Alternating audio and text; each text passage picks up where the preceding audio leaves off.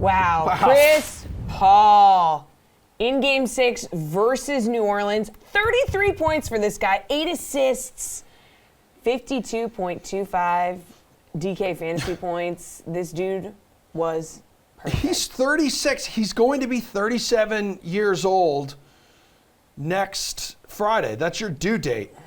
Yeah, so like he'll be celebrating his birthday the same day as Viv. Yeah, maybe my daughter will have the same birthday as Chris Paul. That would be great. That would be really cool. That would be a memory that all of us would remember forever. Okay, well, we do have DraftKings contributors Matt Meiselman and Jeff Pratt here. Guys, 3 Game 6s last night. 3 closeout games. Doc Rivers survives. Chris Paul is perfect, like we said. Mavs move on. What stood out last night in these games? What do you think, Matt?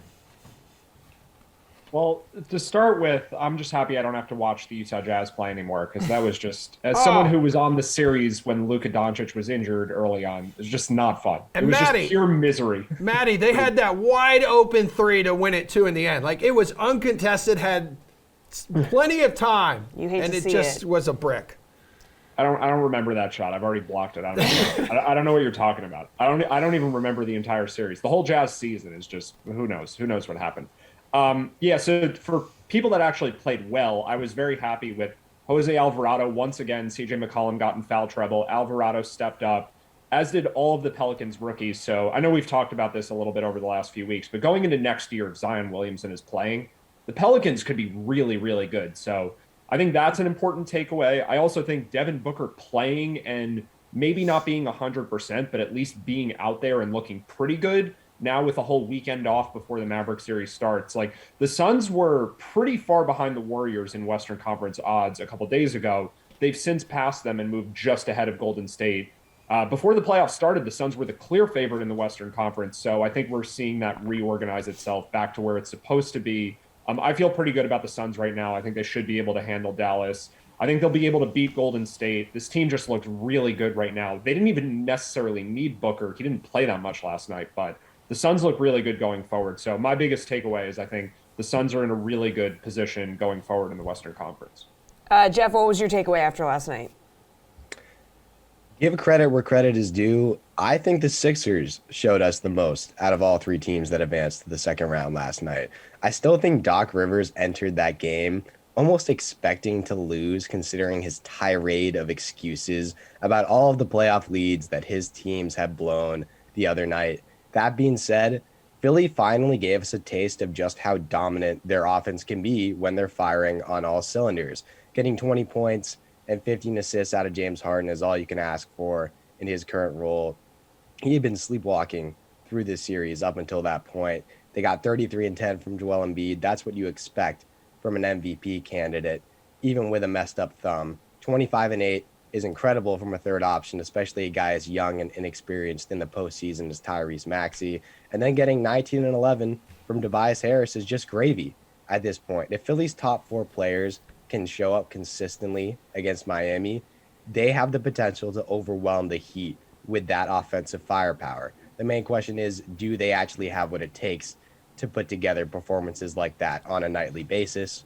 Only time will tell, but we saw their true potential last night. Well, Jeff, Philly is opening plus 135 here to win the series over Miami. Phoenix minus 300. Dallas plus 230 to advance. So what are you looking forward to in these series here following some of the Game 6 victories last night?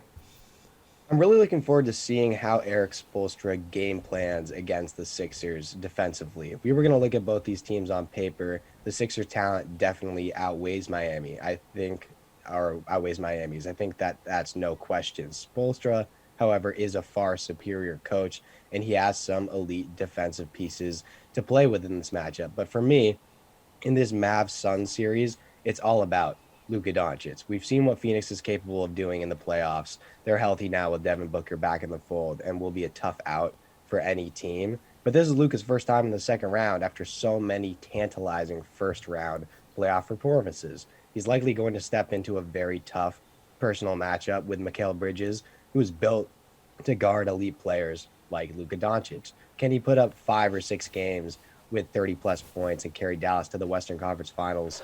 I'm excited to find out. Maddie, you like any of the underdogs in either that Heat 76er series or like Suns Mavs?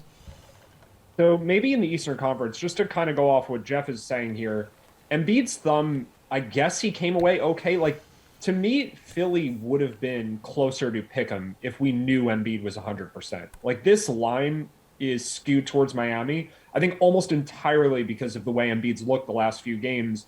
Since that three-pointer that he made to beat the Raptors in Game 3, the one where it came out that he had the injury right after it, he didn't make a three-pointer the rest of the series. So if we knew Embiid was healthy, like, I would love Philly in this spot. It's just, it's hard to really feel too confident. So maybe I lean Philly, but I'm a little nervous there. But I actually think laying minus 300 with Phoenix is the way I would go in the Western Conference. Like, I think they're the much better team. And I think Dallas benefited a lot matching up well with Utah, where they could kind of negate Rudy Gobert's impact because they spaced the floor so well. Against Phoenix, it's the exact opposite situation. Like, the Suns guard the perimeter better than they guard the basket with Bridges, like Jeff mentioned, but then you also have Crowder and you have Chris Paul obviously plays good defense. So I think this is going to be a really tough matchup for Dallas, and I think their guards are going to run into a lot of problems against the Suns. All right, Maddie, Grizzlies looking to close out Minnesota tonight. Who are you going to captain in a DFS showdown contest? Ja Morant, the most expensive guy on the board at 17-7. So this is hard because I think that our team that does the pricing just did a really good job here, and I don't see anything as a crazy value anywhere in this game. With the exception of one guy who I think people are going to like, and that's Taurean Prince. So that means that you're going to be able to fit Morant and Towns at captain. So that's sort of long-winded, but really I think avoiding those two and dropping a little below that, and I think going with Anthony Edwards, who is much more boom or bust, for GPPs at least, who's 9,400, obviously a lot more than that if you play him in the captain spot. That's going to be my pick because I think a lot less people are going to go there than either Towns or Morant. And yeah, Edwards sometimes just disappears a little bit and he could have 10 to 15 points, but the 30 to 40 point potential in terms of real points is always there for him. He's such a high volume and I guess has incredible shot making ability as a scorer that I think, like, for tournaments where you can get him in a little bit lower captain ownership, I think that's the way to go. But yeah, just kind of staying away from that normal construction where people play one of the stars with some cheaper guys. I think that's the most important thing for this slate. Jeff, how are you going to approach this strategy? Who are you going to captain?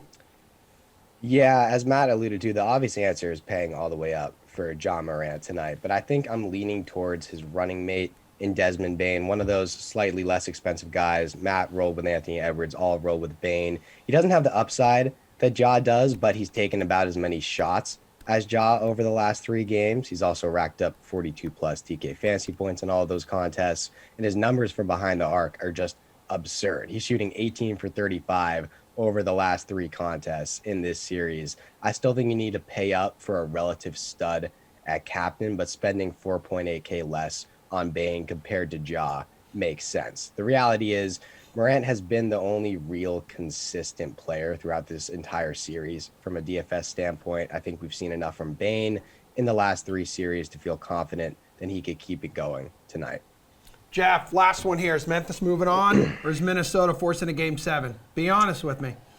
Realistically, the Timberwolves should be in a position to clinch tonight, but they choked in Game 5 in Memphis. After you drop a winnable game like that, it would be logical to assume that Minnesota could just roll over in this one, but that's what all of us thought was going to happen after the Timberwolves blew not 1, but 2 20-point leads in Game 3. We were expecting that to just be the final nail in the coffin for Minnesota, and then the Grizzlies were going to roll through the rest of this series, but the Timberwolves came out in Game 4 and battled until the very end to tie it up at 2-2.